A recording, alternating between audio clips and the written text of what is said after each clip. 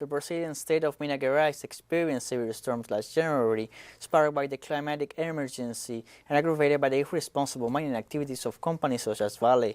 Our correspondents Andre Vieira and Sebastian Soto visited one of these affected places and brings us the details.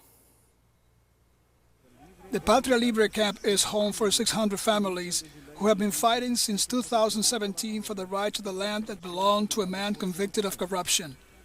At the beginning of the year, the Parapiba River, polluted in 2019 by the Vale Mining Company, transshipped, destroyed houses, plantations, dreams. We are here in the municipality of São Joaquim de Bicas, in the state of Minas Geraes, one of the states affected by the floods of last January.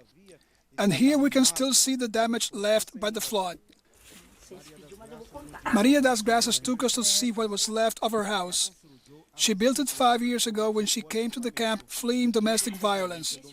She told us that this was her place. From here she saw the debris flowing down the river from the Vale Dam, which broke in 2019 and left 272 dead.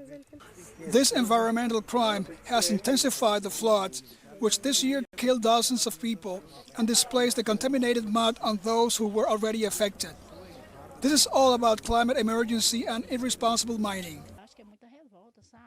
It is very disgusting to know that it was not because of God's will, but because of man who was able to let a tragedy like this happen. We are sad about that, but as I told you, we must have faith and believe that we will rebuild everything again. In a Brazil where almost 6 million houses are lacking for the people and 12 million are unemployed, agrarian reform is an alternative. Wilson lost his job as a trader. Clovis went through different professions, but could not find a job.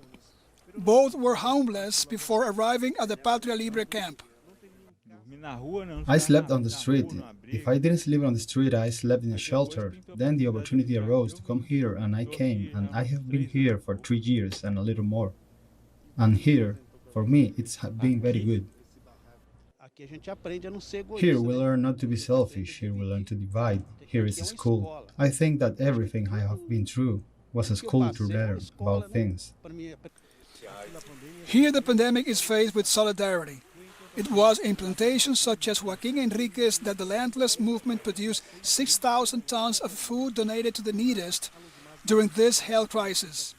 An action that contrasts with a country where almost 20 million people are suffering from hunger and where agrarian reform was paralyzed by the government of Jair Bolsonaro. Industry is useful, but it does not kill anyone's hunger. The only thing that will end hunger is agriculture and livestock. I am not saying that industry does not help, it does help. But first, it is food production. With Bolsonaro's government, there was really hunger. There were many crises, a lot of lack of money for everyone. I think there were few who did not go through that. We, who are from the working class and who support ourselves with our work, had many difficulties. They resisted after occupying, faced an environmental crime, a pandemic, and a flood.